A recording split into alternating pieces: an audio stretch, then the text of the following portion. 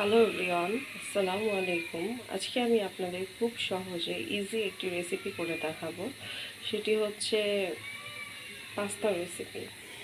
তো যে কেউ চাইলেই রান্না করতে পারবে। সো আমি আমার রান্না শুরু করছি, আপনারা আমার সাথেই থাকবেন। তো প্রথমেই আমি পাস্তাটা সিদ্ধ করার জন্য একটু লবণ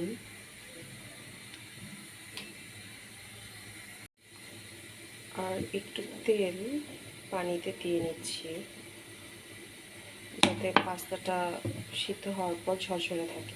এর জন্য আমি বসুন্ধরার এই পাস্তাটা নিয়েছি। আপনারা চাইলে যে কোনো ব্র্যান্ডের পাস্তা ইউজ করতে পারেন। তো আপনারা দেখতেই পাচ্ছেন যে পানিটি ফুটে উঠেছে। এখন আমি পাস্তাগুলো দিয়ে দিব। যতক্ষণ পর্যন্ত সিদ্ধ না হয় ততক্ষণ পর্যন্ত আমি রেখে দেব। দেখুন, আমার পাস্তাটা প্রায় সিদ্ধ হয়ে গিয়েছে। এখন এটা আমি চুলা থেকে নামিয়ে ছেঁকে নেব এবং ঠান্ডা পানি দিয়ে ধুয়ে নেব। তো পাস্তাটা সেদ্ধ করেছি, ছেঁকে ধুয়ে নিয়েছি। দেখুন কতটা ঝরঝরা হয়েছে, একদম ঝরঝরা। তো আমি এটার মেন প্রসেসিংয়ে চলে যাব এখন। তো প্রথমে আমি কড়াইতে তেল দিয়ে নিচ্ছি পরিমাণ মতো, বেশি দেব না, অল্পই দেব।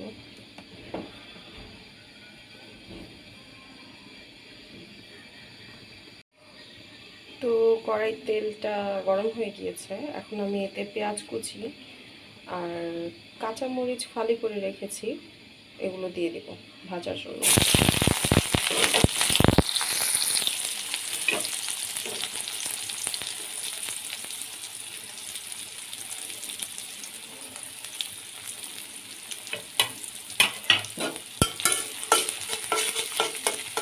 তো এটা ভাজা হতে থাক, হালকা হালকা বাদামি রং হলেই আমি এটাতে ডিম দিয়ে দিই।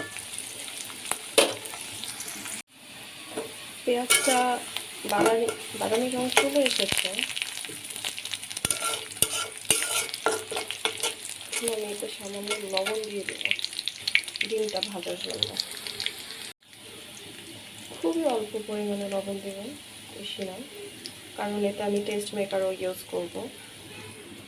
খুবই সামান্য, শুধু ডিমটা ভাজার জন্য। আমি ডিমটি দিয়ে দিয়েছি, এখন ডিমটি ভাজা হতে থাকবে। এটা ভাজা হয়ে গেলে আমি তেমন কোনো ভেজিটেবল ইউজ করবো না, কারণ আমার বেবি ভেজিটেবল খেতে চায় না। তো আপনারা চাইলে যে যেরকম ভেজিটেবল খেতে পছন্দ করেন ইউজ করতে পারেন, বাট আমি তেমন কোনো ভেজিটেবল ইউজ করবো না, আমি শুধু মটরশুঁটি দেব। দেখুন ডিমটা ভাজা হয়ে গিয়েছে। এখন আমি মটরশুঁটিগুলি দিয়ে দেবো। মটরশুঁটিগুলি আগেই বয়েল করা ছিল, জাস্ট একটু তেলে ভেজে নিব।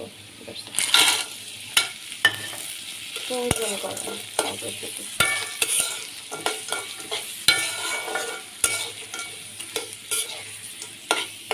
এটা একটু ভাজা হতে থাকে। মটরশুঁটি কুক করা ডান। এখন আমি পাস্তা দিয়ে দেব।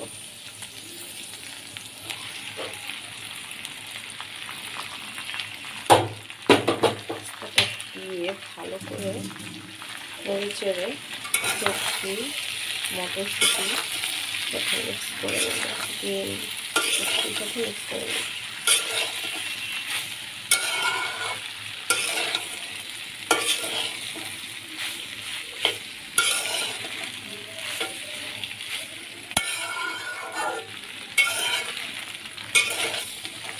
এটা আমি ম্যাগির টেস্ট মেকার ইউজ করব। আপনারা চাইলে ইউজ করতেও পারেন, না হয় স্কিপ করতে পারেন আপনাদের স্বাদ অনুযায়ী, কিন্তু আমি ম্যাগি টেস্ট মেকারটা ইউজ করব।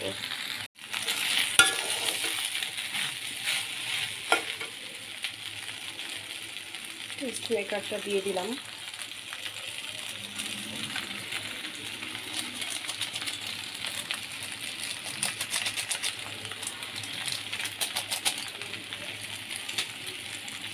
আমি একটু টমেটো কেচাপও ইউজ করব।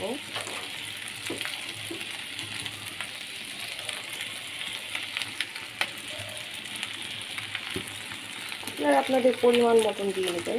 আমার কাছে টমেটো কেচাপটা খেতে একটু বেশি ভালো লাগে, এই জন্য আমি একটু বেশি পরিমাণে দিলাম। আপনারা আপনাদের পরিমাণ মতো দিয়ে নেবেন, যে যেরকম খেতে চান। আর না খেতে চাইলে দিবেন না। তো এটা মিক্স করি, তারপর দেখাচ্ছি এটা খাওয়া লাগবে।